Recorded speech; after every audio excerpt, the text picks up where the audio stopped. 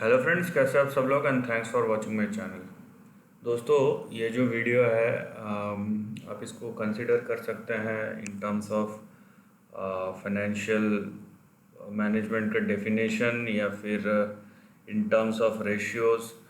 लेकिन इस वीडियो को आप लास्ट तक इसलिए भी देखिएगा क्योंकि इस वीडियो में मैं ये भी बताऊंगा कि फाइनेंस जो असेट या लायबिलिटी है उन लोग उसकी वो होता क्या है। अगर आप कॉन्सेप्ट में न्यू है तो वो होता क्या है, और अगर आपको पता है तो वो डेफिनेशन भी आपके साथ शेयर करूँगा और उससे रिलेटेड रेशियोज भी शेयर करूँगा। लेकिन ये भी बताऊँगा साथ में जो कि सबसे इम्पोर्टेंट है, और उसको मैं लास्ट में कवर करूँगा, जाहिर सी बात है। वो ये है कि हमको किस तरीके से एसेट या लायबिलिटी को समझना चाहिए, जो हमको बेसिकली स्कूल कॉलेजेस में नहीं बताया जाता या हम लोग अपने लाइफ में अप्लाई नहीं करते, क्योंकि उसके जो रेमिफिकेशंस होते हैं वो भले ही ये कॉन्सेप्ट छोटा सा है कि एसेट क्या होता है या लायबिलिटी क्या होता है, लेकिन हमारे लाइफ के डेली, वीकली, मंथली, ईयरली या होल लाइफ के जो डिसीजन है उसमें इस कॉन्सेप्ट का बहुत इम्पोर्टेंस है। और कहीं ना कहीं हमें ये समझ में नहीं आता है कि एक्चुअल में जो चीज़ अपने पास है वो एसेट या लायबिलिटी है, क्योंकि ये चीज़ आपको स्कूल में नहीं बताई जाएगी, ये चीज़ आपको समझाई नहीं जाएगी कि भाई स्कूल में या कॉलेजेस में या बुक्स में हम जो जिस तरीके से पढ़ते हैं वो दूसरी चीज़ है। लेकिन जब असली इम्प्लीमेंटेशन आता है, प्रैक्टिकल इम्प्लीमेंटेशन आता है, वही आता है डिफरेंस, जहाँ पे आपको पता नहीं रहता कि आप उन लोगों से कंपैरेटिवली क्या गलती कर रहे हैं, जहाँ अगला वाला इस चीज़ों को समझ के अपने लाइफ को ज़्यादा इम्प्रूव कर रहा है फाइनेंशियली। सो थोड़ा लंबा हो गया मेरे को पता है, लेकिन इंट्रोडक्शन उस तरीके से भी देना ज़रूरी था। तो सबसे पहले यहाँ पे मैं बताऊँगा, कॉन्सेप्ट जो है सिंपल है कि एसेट और लायबिलिटी में फ़र्क क्या है। ठीक है, आप यहाँ पे अगर गूगल में खोजेंगे जाके तो आपको मिल जाएगा कि बेसिकली अगर एसेट का पेज खोलेंगे तो ये मिलेगा आपको, और यहाँ पे आपको बताया जाएगा कि अकाउंटिंग टर्म्स में एसेट क्या है। कि resource owned by the business, वो टेंजिबल हो सकता है, मतलब दिखाई देने वाला हो सकता है, नहीं भी दिखाई देने वाला, जिसको हम छू सकते हैं नहीं छू सकते हैं, जो कि कंपनी या तो प्रोड्यूस करता है या ओन करता है, और जिसका कोई वैल्यू होता है।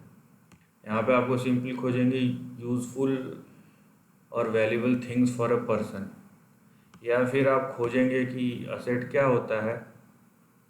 सो यहाँ पे ये जो डेफिनेशंस मिलेंगे आपको, फाइनेंशियल डेफिनेशन ही मिलेंगे कि कोई एक चीज़ जो कि बेसिकली चाहे वो टेंजिबल हो इंटेंजिबल हो, मतलब गुड्स हो या सर्विस हो, दिखाई देने वाला हो या नहीं दिखाई देने वाला हो, ठीक है, हार्ड फॉर्म में हो या पेपर फॉर्म में हो। सो ऐसी कोई एक चीज़ जिसका इकोनॉमिक वैल्यू हो, और जिसको कोई कंट्री, कंपनी या इंडिविजुअल अपने पास, जिसको रखने के बाद फ्यूचर में उसके बेनिफिट्स उससे उठा सकता है।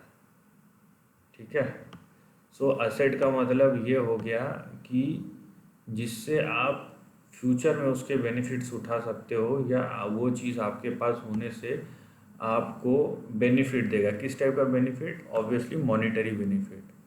वही लायबिलिटी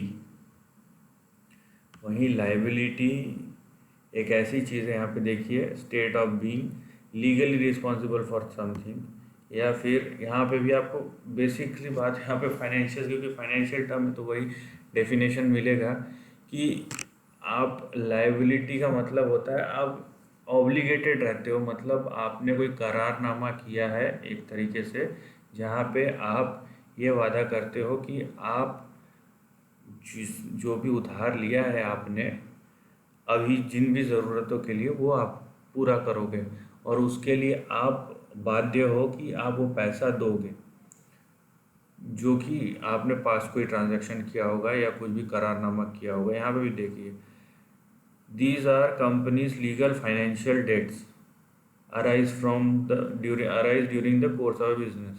मतलब आपको जो मिलेंगे कि कंपनी, यहाँ पे कंपनी के मायने से ये समझाया गया है कि कोई भी कंपनी बिजनेस चलाने के लिए अलग अलग टाइप के लोन्स लेती है, छोटे बड़े, 12 महीने के लिए, 12 साल के लिए, 25 साल के लिए, 30 साल के लिए। तो वो कंपनी को चुकाना पड़ता है धीरे धीरे अपने बिजनेस ऑपरेशंस करके, उससे जो प्रॉफिट होता है, उससे जो रेवेन्यू जनरेट होता है। तो बेसिकली कोई भी ऐसी चीज़ जिसको आपको लौटाना है, मॉनिटरी, ऑब्वियसली बात है यहाँ पे मॉनिटरी होगा, सो वो आपके लिए लायबिलिटी हो जाएगा, क्योंकि आपको जो चीज़ आपने लिया है, फॉर एग्जांपल बेसिकली पैसा ही होता है, उसके साथ साथ जितना लिया उसके साथ साथ उसका मुद्दल यानी ब्याज भी चुकाना पड़ता है, राइट। ये हो गया जो भी आपको डेफिनेशन मिलेगा। प्लस जो रेशियोज है इससे रिलेटेड, ऑब्वियसली बात है डेट टू असेट रेशियो होता है। So total date by total asset, simple सा फॉर्मूला। इसका मतलब है कि आपके पास मान लीजिए कि 1 रुपये आपका उधार है और 2 रुपये आपके पास है, तो इसका मतलब है कि आपका जो डेट है वो 0.5 है, राइट। क्योंकि आप जो है 1 रुपये देने के बाद आपके पास 1 रुपये बचेगा, लेकिन आपके पास अगर 2 रुपये का डेट है और असेट 1 रुपये का है, तो आप 1 ही रुपये चुका पाओगे। इसलिए इसका मतलब है डेट जो है वो असेट से ज़्यादा है।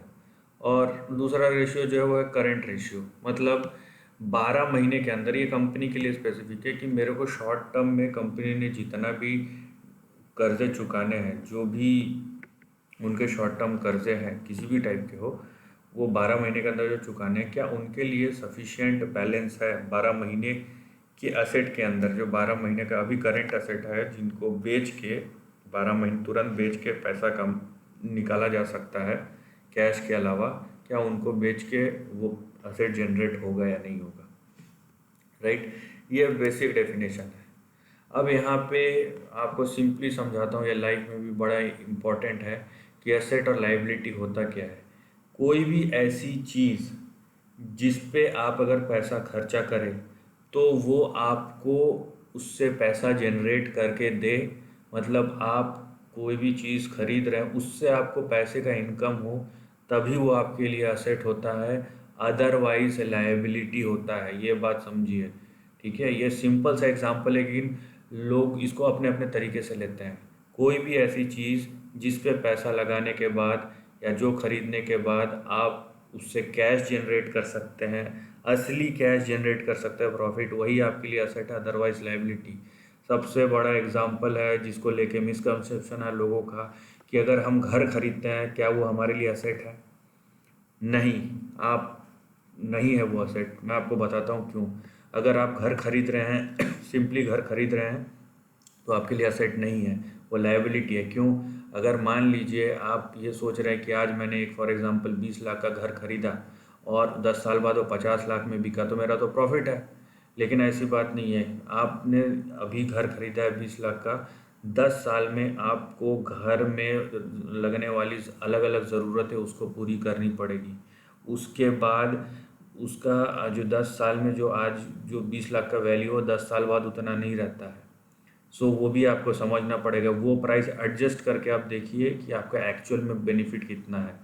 सो घर जब तक आप, यहाँ पे ये हो सकता है कि घर जब तक आप नहीं बेचते हैं तब तक आपका लायबिलिटी है, भले ही आप प्रॉफिट ही क्यों ना कमा लें, क्योंकि उससे आप कोई कैश जनरेट नहीं कर रहे हैं। हाँ, मान लीजिए आपने घर खरीदा, उसको रेंट पे चढ़ा दिया, तब वो आपके लिए एसेट बनेगा। क्यों? क्योंकि आप उससे एक्चुअल कैश जनरेट कर रहे हैं, उससे आपको पैसे आ रहे हैं। तो आप ये चीज़ को समझिए, आप लाइफ में कुछ भी खरीद रहे हैं, कोई भी पैसा खर्चा कर रहे हैं, अगर आपको उससे मॉनिटरी कैश फ्लो आता है, बेनिफिट होता है, तभी वो आपके लिए एसेट है, अदरवाइज लायबिलिटी है। सो जब भी आप सोचते हैं कि मैं कुछ खरीद रहा हूँ वो मेरे लिए एसेट है, नहीं। आप कुछ खरीद रहे हैं, चाहे वो शॉर्ट टर्म हो, लॉन्ग टर्म हो, 10 साल चले, 50 साल चले, अगर उससे आपको कैश इनफ्लो नहीं हो रहा है, that is not an asset. Even the house is not an asset unless कि आप उससे रेंट निकाल रहे हो। वो आपके लिए लायबिलिटी है, क्योंकि उसके टीयर एंड मेंटेनेंस के लिए आपको खर्चा देना पड़ रहा है।